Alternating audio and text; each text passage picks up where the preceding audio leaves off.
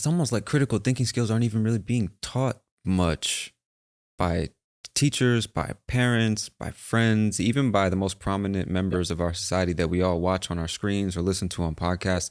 I hear very few people talking about how dangerous it is for so many of us to be walking around not even really thinking about what we're experiencing in life or the things we say, the things we do, how our environment affects us and the way we feel and think Yes. and stuff like that. When it's really one of the most important things you need to be aware of if you want to like achieve the outcomes you want in life. So Yeah, well, I want to answer that and please, also in a way continue what I was saying about Sigmund Freud and how his ideas had spread. perfect. Because for better or for worse, after roughly 1989, capitalism has won around the world. Yeah, We live in a capitalist society, and the more capital you have, the more influence you have over other yeah, people. So, for better or for worse, I didn't make the world the way it is. I was 7 years old when the Berlin Wall fell. Or I guess I was like 9 when the Soviet Union dissolved. Um, but this is the world we live in. And, well, if you kind of look at a practice like mine, where I am trying to get people to believe in their own senses, and I am trying to get people to trust their own judgment, and I am trying to get people to feel self assured and self confident, right? And I'm trying to do this as quickly as I can by being very clear about how to be among the self assured and the self confident. Well, I'm never going to have as big of a practice as, let's say, a psychotherapist or a psychoanalyst who has clients coming back 3 times a week for 5 years, and then they can hire other psychoanalysts to share office space with and to share administrative help with, because each client's going to bring them maybe $50,000. Each client brings me maybe $1,000, maybe $1,500. So I've got to have the full-time staff. I have to do a lot of work that ends up being not paid for. So capitalism disincentivizes a practice like mine. Capitalism incentivizes a practice like psychoanalysis. yeah. It incentivizes a practice like psychotherapy. If psychotherapists all became hypnotherapists overnight, a lot of psychotherapists would be out of a career because the best psychotherapists would just keep having high client turnover, and it will be easy to get a slot with them. So Hmm. everyone who's not a fantastic psychotherapist would not have a career any longer. And this is the world we live in, that this is how people are incentivized. So that's part of, I think, why psychoanalysis first and then psychotherapy has kind of been the dominant modality, and hypnotherapy has stayed so small. If a hypnotherapist is, well, um, if they're practicing their profession to its fullest capabilities, they are going to be done with their clients much more rapidly than a psychotherapist would for a similar presentation Hmm. of issues.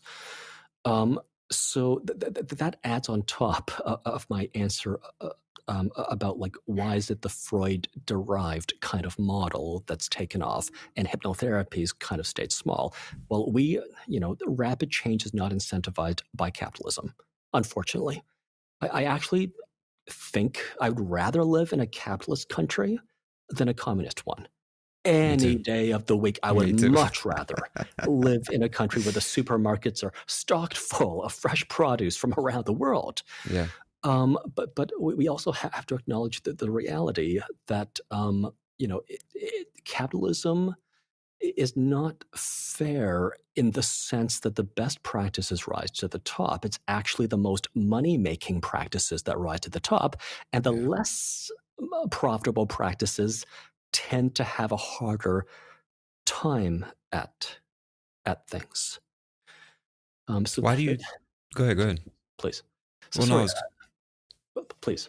Well, I was I, gonna ask you just why you think that I don't know, maybe there have been other ones, but I've never seen a hypnotherapist talk about hypnosis and be so open and transparent and post actual clips of them doing their work and talking about what it is, how it's going to help you. Because you also said that's a really important part of epistemology, being able to explain how you know what you know and how this is different from other options that I have and how this specifically is my best option. Why do you think there aren't more hypnotists sharing information like you are? Well, one reason I think is that if someone has the work ethic and the grades and the intellect to get into grad school, they're going to then become a psychotherapist or a psychologist or a physician. And then they will have bought into the model of change that requires multiple visits, and they're going to Yeah. do quite well financially. Hypnotherapy tends to attract people who are a lot more lost in life. So people like me at the age of 23. Yeah. So, you know, it's very easy to find an intelligent, thoughtful, ethical, well spoken lawyer or physician or psychologist because these professions do attract the best and the brightest. Hypnotherapy is not among the professions, kind of like fitness training and yoga instruction, for better or for worse. It's not among the professions that is a first choice for the best and the brightest. Hmm. It tends to attract the misfits. It tends to attract those who think outside of the box.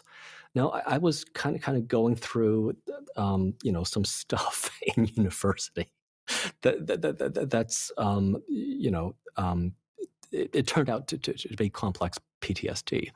I didn't know it at the time, but in university, my grades kind of slipped, and my grades are not good enough for me to get into grad school. So I have an English degree from a pretty good university, but it's not gone beyond that. And that's how I ended up in the hypnotherapy profession. Mm. If I had proper therapy or treatment, or if I had a better childhood, then I probably wouldn't be talking to you about hypnotherapy. I might be talking to you about how psychotherapy is awesome and you shouldn't listen to the hypnotherapists. Wow.